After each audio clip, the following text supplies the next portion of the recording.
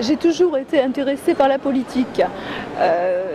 J'ai envie de dire, je crois que je suis dans l'incapacité de dire à quel moment j'ai commencé vraiment à m'y intéresser. Très tôt, je le raconte même en anecdote lors des dédicaces, très tôt je me suis retrouvée à regarder avec grand intérêt les professions de foi, par exemple au moment des élections. Alors, je sais pas, ça remonte peut-être à... J'avais peut-être 15 ans, 16 ans, alors que d'autres vont au cinéma, moi je lisais certains magazines, certains documents politiques en fait. Bon, mon papa n'y est pas pour rien, hein. Je suis née dans une famille, on a eu l'occasion à d'autres reprises d'en discuter. C'est vrai que je suis issue d'une famille où tout le monde a plus ou moins touché à la politique. Mon père, par exemple, a été élu pendant 5 mandats, il était adjoint au maire d'une commune de plus de 5000 habitants.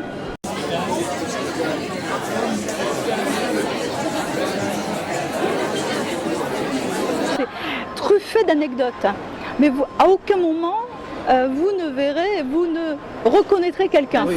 Quelqu'un qui s'intéresse à la vie publique du secteur va deviner quelques personnages, quoique il pourrait se tromper parce que certaines phrases pourraient être dites par d'autres.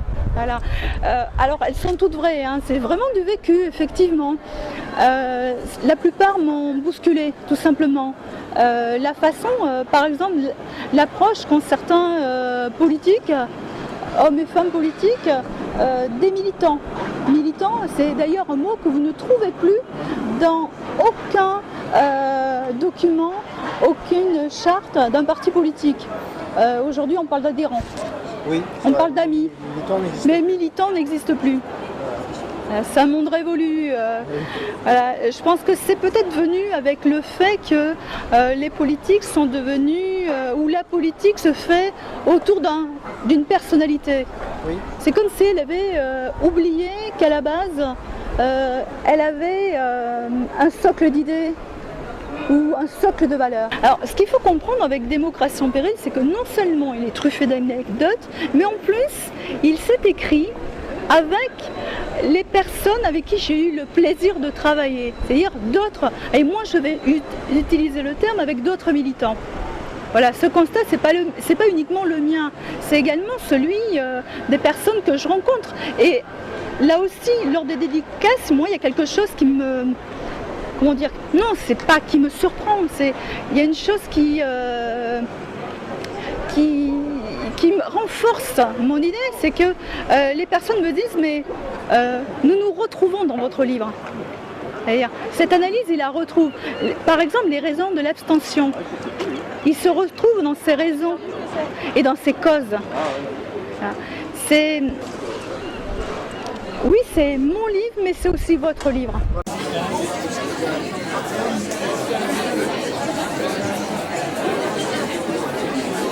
Alors, une analyse politique, pour les raisons que j'ai évoquées tout à l'heure, c'est difficile parce que gauche-droite, il n'y a plus. C'est une façon, c'est une approche totalement révolue. Il y a des alliances entre certaines mouvances qui me semblent un peu opportunistes et des alliances qui, à mon avis, ne vont pas tenir longtemps. Voilà. Après, ce que je vois, et c'est ce qui fait que Démocratie en péril est un ouvrage encore plus d'actualité, parce que je dis dans le livre que tout est aujourd'hui tourné vers l'individu. Et c'est ce qu'on voit au moment de ces élections. Tout simplement, les personnes, c'est presque un combat entre personnalités et non un combat d'idées contre idées. Il n'y a pas de débat sur des mesures ou sur des idées pour développer réellement le pays, ou du moins elles sont inaudibles, on les entend peu.